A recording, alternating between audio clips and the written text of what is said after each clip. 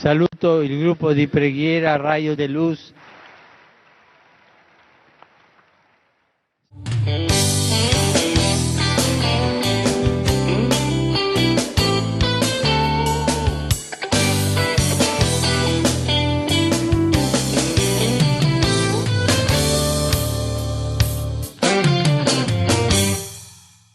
Ele faz o mar se abrir,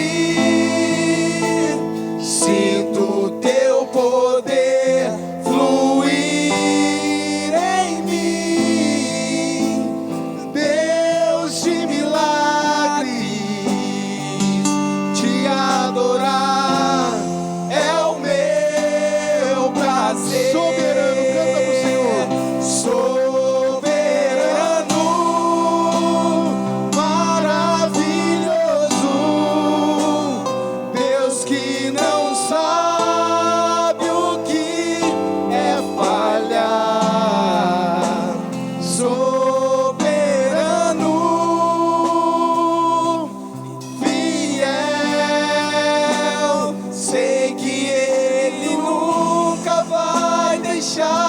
De me amar. Fala, vem Senhor. Vem Senhor sobre a nossa vida.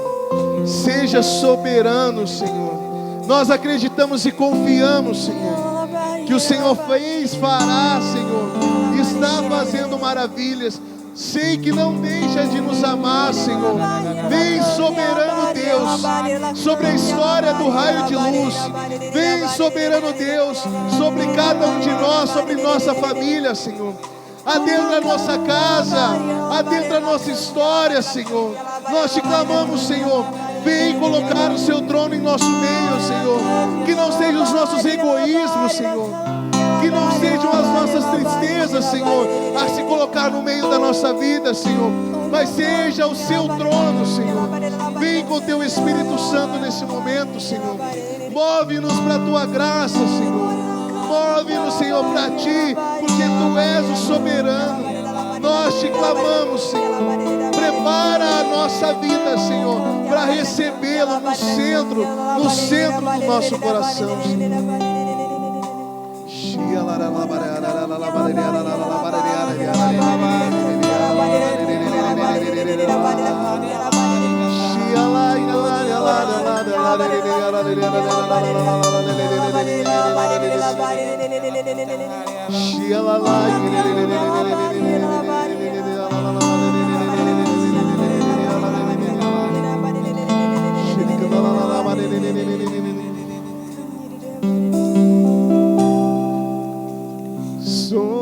Soberano, maravilhoso, Deus que não sabe o que é falhar. Soberano, fiel, sei que Ele nunca vai deixar de me amar. Então, lá no Evangelho de João, no capítulo 21.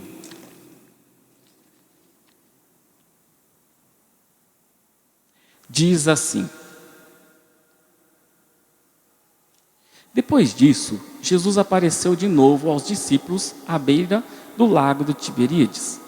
A aparição foi assim: estavam juntos Simão Pedro, Tomé, chamado Gêmeo, Natanael, de Caná da Galileia, os filhos de Zebedeu e outros 2 discípulos. Simão Pedro disse a eles: eu vou pescar. Eles disseram: nós vamos contigo. Saíram, entraram no barco, mas não pescaram nada naquela noite. Eu quero só fazer um adendo aqui, para que vocês sempre quando ouvirem a palavra de noite, de escuro, na Bíblia, vai estar sempre correlacionado a algo como confusão de fé, perca de fé, esfriamento na fé, medo, né? Porque quem sai à noite é quem não quer ser visto, quem está com medo por algum motivo. que está com alguma crise de fé, assim como Nicodemos quando saiu à noite, ele tinha uma crise de fé, ele estava conhecendo Jesus, mas ele tinha uma outra visão da caminhada, dentro da religiosidade ali, de Deus, e ele estava com uma crise. Da mesma forma aqui, imagina os discípulos, né, eles tinham acabado de acontecer o quê? Jesus tinha acabado de ser crucificado, ressuscitou, ainda eles não estavam conseguindo compreender muito bem o que era isso, era muito confuso, e aí eles voltam ao que faziam antes, que era pescar, voltam a ser pescadores, e quando eles voltam de noite. Eles poderiam ter voltado de dia, não é verdade? Mas por que à noite? Porque de fato é para mostrar que havia uma confusão dentro de cada um deles ali. Eles estavam vivendo uma crise. E agora? E aí? O que é essa ressurreição? Cadê Jesus?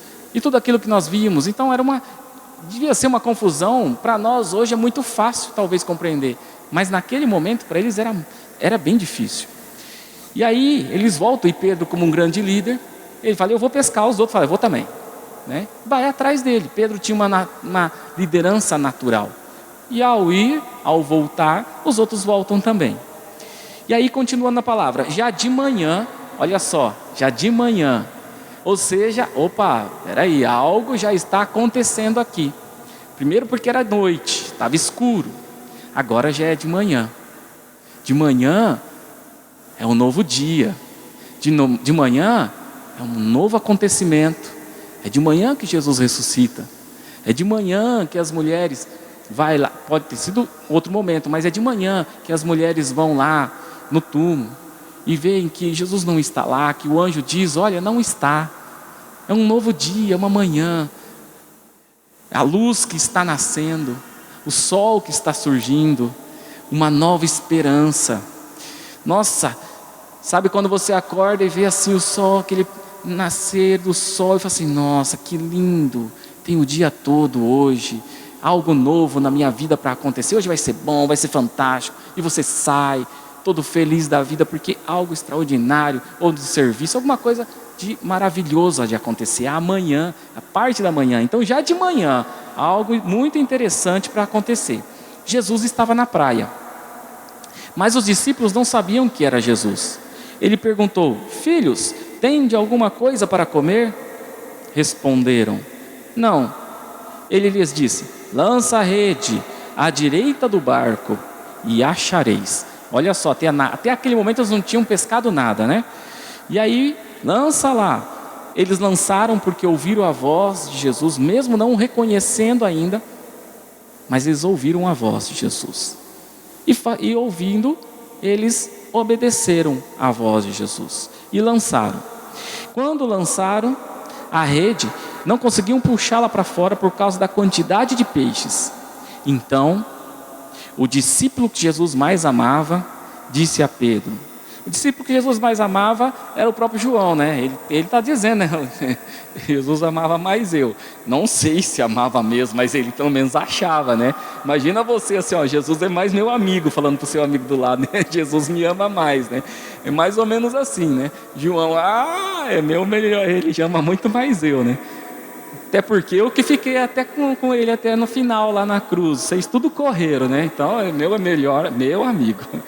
E aí, então, ele fala, né? É o Senhor. Ele reconhece Jesus. Simão Pedro, mais que depressa, ouvindo dizer que era o Senhor, vestiu, arregaçou as túnicas, porque estava nu, e pulou no mar. Os outros discípulos vieram com o barco, arrastando as redes com os peixes. Na realidade, não estavam longe da terra, mas somente uns 100 metros. Quando chegaram à terra, isso aqui é interessante, gente, porque daqui a pouco nós vamos explicar isso daqui, é fantástico. Vocês vão ver como que Jesus, ele é extraordinário. Presta atenção, vocês vão ver como isso daqui é um momento extraordinário, e que muitas vezes acontece na nossa vida, e nós não percebemos. Mas olha aqui. Quando chegaram na terra, viram umas brasas preparadas com peixe em cima e pão. Jesus lhes disse: trazei alguns peixes que apanhastes. Então Simão Pedro subiu, arrastou a rede para fora, estava cheia de 153 grandes peixes. Esses 153 aqui, só para ter um entendimento, que isso daqui significa o quê? Na época, diz assim os estudos, que na época eram catalogados 153 espécies de peixes. Então significa o quê? Que ao estar na rede 153 peixes, é porque estava todas as espécies. Ou seja, significa que Jesus está trazendo para junto dele todo mundo, independente de quem seja. Não há uma acepção de pessoa, de raça, de local, de estado, de situação social. Todos possíveis. Ele já está fazendo o quê? Já dali, após a ressurreição, abraçando e trazendo para junto dele, tá? Isso daqui só para a gente entender, porque senão o que é esses 153 peixes, né? Ele tem, então, essa explicação na Bíblia. Continuando. Jesus lhes disse: vinde comer. Nenhum dos discípulos se atrevia a perguntar quem ele era, pois sabiam que era o Senhor. Sabiam que era Jesus, mas nem falaram nada, né? Você tinha morrido na cruz, você está aqui, né? Que é essa ressurreição? Aquela confusão, o coração deles devia estar assim, cabeça então a mil. Jesus aproximou-se, tomou o pão e deu a eles, e fez a mesma coisa com o peixe. Essa foi a terceira vez que Jesus, ressuscitado dos mortos, apareceu aos discípulos. Depois de comerem, Jesus perguntou a Simão Pedro: Simão, filho de João, tu me amas? Presta atenção. Olha só o detalhe, aqui é outro detalhe. João, Pedro, tu me amas? Sim, Senhor, tu sabes que sou teu amigo. Jesus lhe disse: cuida dos meus cordeiros. E disse-lhes pela segunda vez: Simão, filho de João, tu me amas? Pedro respondeu: sim, Senhor, tu sabes que sou teu amigo. Jesus lhes disse: sê pastor das minhas ovelhas. E pela terceira vez perguntou a Pedro: Simão, filho de João, tu és meu amigo? Pedro ficou triste porque perguntou pela terceira vez se era seu amigo. E respondeu: Senhor, tu sabes tudo. Tu sabes que sou teu amigo. Tu sabes que te amo. Jesus disse-lhes: cuida das minhas ovelhas. Palavra da salvação.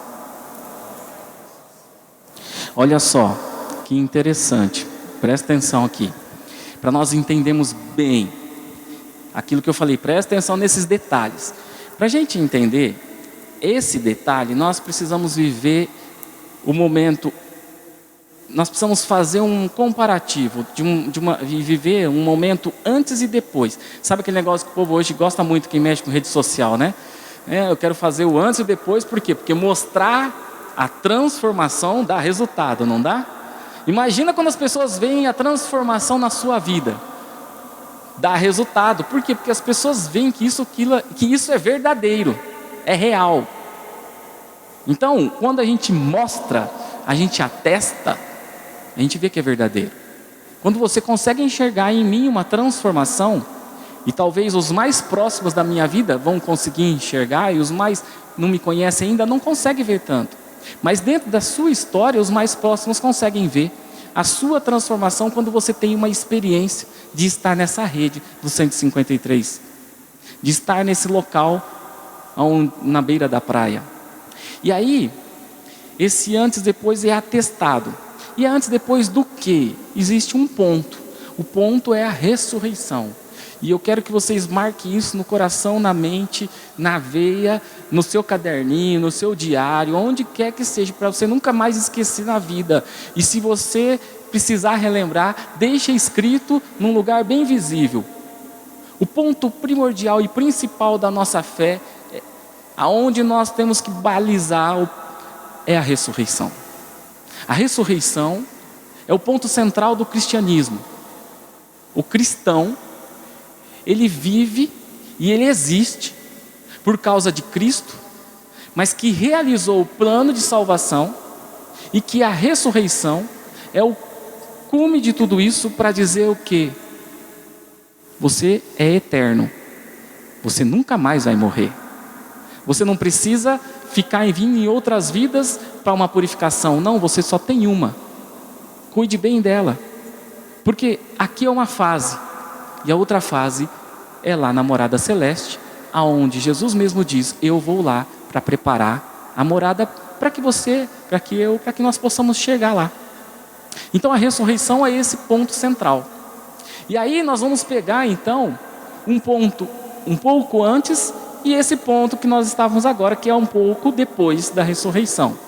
Então, digamos assim, eu vou vir até aqui para vocês marcarem esse espaço aqui como o ponto antes. O ponto antes, um pouco antes da ressurreição, vamos lembrar um pouquinho da figura de Pedro. Pedro, diante de uma fogueira de noite, Jesus tinha sido preso, Pedro já tinha sacado a sua espada e cortado a orelha, daquele soldado. E Jesus fala: não, Pedro, pera, não é por aí. Pedro naquele lugarzinho, uma noite fria, vendo que Jesus já tinha sido preso, açoitado e estava apanhando, sendo julgado, ele naquela fogueirinha, chega pessoas perto dele, e o que ele faz? Ele nega Jesus. Nega uma, nega duas, nega 3 vezes. Pedro nega 3 vezes Jesus. Pedro, que tinha andado com o mestre 3 anos coladinho com ele, que estava com Jesus, que caminhava com Jesus. Teclado aí, se quiser já me ajudando aí, beleza? Que estava com Jesus, que conhecia muito de Jesus, que não tinha ainda compreendido a ressurreição, mas que estava com o mestre esse período todo, e que o mestre já vinha falando um monte de coisa para ele, ensinando, falando. Mas Pedro teve medo talvez de ser crucificado também, sabia? Ficou com medo. E aí ele nega Jesus. Ele deve ter falado assim: eu vou apanhar igual ele. Eu pensei que ele ia tomar esse reino, pegar a espada e sair cortando a cabeça de todo mundo aqui e falar: eu sou o rei e eu que mando aqui agora. E ele está lá: e ele nega. E existe uma cena muito interessante em um filme que representa esse momento, que depois ele negar 3 vezes e ouvir o galo cantando, ele lembra do que Jesus falou lá atrás.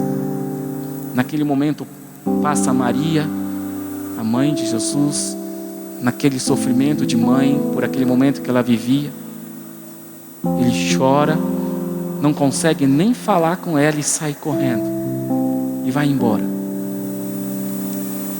Acontece a ressurreição e nós vamos para o momento posterior da ressurreição, e aqui é o momento posterior. E aí eu quero que agora vocês lembrem da palavra no momento posterior. Jesus, quando ele ressuscita e ele conhece os discípulos que tem, e ele sabe do vacilo de Pedro, mas ele sabe o quanto Pedro o amava. Jesus sabia, Jesus conhecia todos eles, e Jesus tinha uma missão para cada um deles, porque era necessário essa missão acontecer para que nós estivéssemos aqui hoje. E então Jesus vai lá para a beira da praia, e ele carinhosamente ele monta a cena do crime. Ele monta a cena do crime. Ele monta uma fogueirinha, ele põe os peixinhos, cria todo aquele momento, aquela situação, diferente do momento anterior que era de noite, aqui já é de dia. Mas ele cria a cena, ele faz ali. Quando Pedro chega naquela situação, naquela cena, Pedro já cai em si, ele já se vê lá no momento anterior. E era para isso mesmo, porque Jesus ao estar ali, naquele momento, e ao perguntar a Pedro 3 vezes, ele pergunta exatamente para que cada resposta de Pedro, de uma afirmação, sim Senhor eu te amo, pudesse matar uma negação anterior, antes da ressurreição. Sabe o que está acontecendo aqui? Nesse momento, uma profunda cura interior. Quem é da área da psicologia vai entender muito melhor do que eu isso. Uma profunda cura interior. Porque Pedro precisava passar por essa profunda cura interior dentro de si, para poder ser enviado à missão de construir, de liderar a construção da igreja. E naquele momento então, Jesus cuida dele, coloca ele no ambiente e vai carinhosamente amando e cuidando de Pedro. Em momento algum Jesus disse: Pedro, viu só, você me negou, eu falei que eu ia ressuscitar, e agora?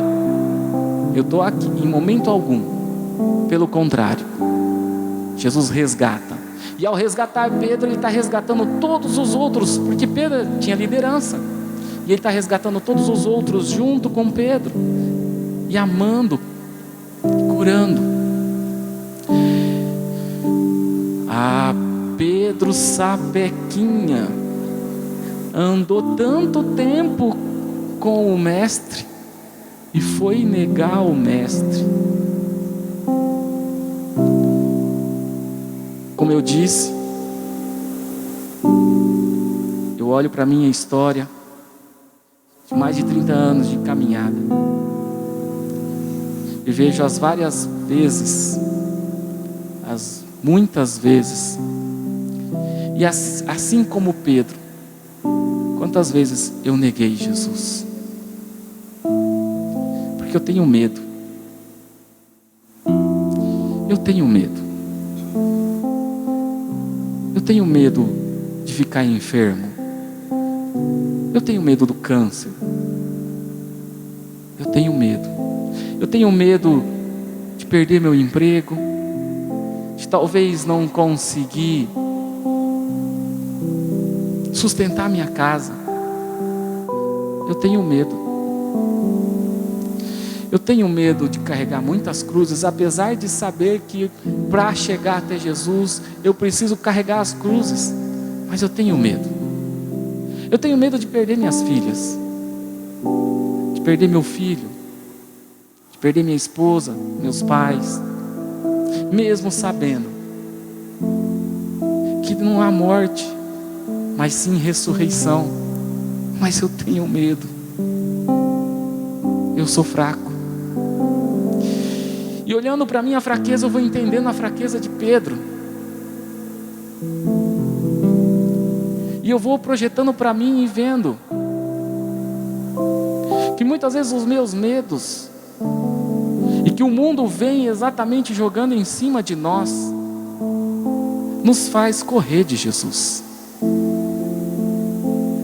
Eu conheço que tem pessoas que têm medo de dizer sim para Jesus, porque acha que vai perder um monte de coisa que gosta de fazer. Vou condená-la? Não. Eu tenho os meus medos, ela tem os dela. Mas são exatamente esses medos que fazem, assim como Pedro, negar Jesus e voltar à vida velha, e voltar a fazer coisas que não gostaria de fazer, ou até mesmo de perder aquilo de mais belo que é a esperança. A esperança, ela é o alimento da fé, e a fé é o que mantém a alma, o espírito vivo. Quando nós perdemos a esperança, nós paramos de alimentar a fé, e morrendo a fé, a nossa alma e o nosso espírito vai junto, e nós vivemos como zumbis, só esperando o dia da morte chegar. Mas vem Jesus, após a ressurreição, e cria um ambiente. E em vez de me mandar para longe e falar assim, não dá, você não serve, Ele cria o ambiente e me ama, e me cura, e me restaura, e me transforma, e me dá a possibilidade de começar de novo, e me oferece os sacramentos, me oferece a confissão, me oferece e me dá as oportunidades, e vai me dando para que eu possa dizer: eu te amo, Senhor, tu sabes que eu te amo, Jesus. E a partir do momento em que eu vou sendo curado, Ele pode me enviar a uma transformação minha, mas dentro da missão. Quando nós somos enviados, é porque nós estamos sendo transformados, mas também estamos transformando as pessoas que estão à nossa volta, a nossa casa, nosso trabalho, nossa família, o mundo. O mundo tem medo de cristãos, porque cristãos entendem, assim como Pedro, que fracos como são, dependem de Deus, dependem de Jesus, mas que cheios do Espírito, eles são transformados de tal forma que não há como o mundo prevalecer do jeito que está. Diz assim em São João, que quando Jesus ele encontra com os apóstolos, os discípulos, ele diz: a paz esteja convosco, e sopra. O sopro da vida é o ruá. O ruá é o mesmo sopro que é dado da vida quando Deus cria do barro o ser humano, e Ele sopra nas narinas para que o ser humano comece a ter vida. É o sopro da vida, o ruá. Jesus, Ele sopra o Espírito, e Ele sopra então o ruá, o sopro da vida em nós. Realiza a cura, vem e sopra o sopro da vida em cada um de nós, para que possamos sair desta noite convictos e sabendo que Deus nos ama, que Jesus nos cura, que a ressurreição não foi em vão, e que Ele conta com você, para que a tua vida e a vida dos que estão à sua volta possam ser melhor. E dessa forma Ele cria um ambiente. Talvez para algumas pessoas a chuva é um ambiente, talvez para algumas pessoas a igreja é o ambiente, talvez para outros que estão aqui seja uma fogueira, uma praia, ou a sua própria casa, aonde tantas coisas acontecem e poucos, quase ninguém, ou só você sabe o que acontece ali dentro.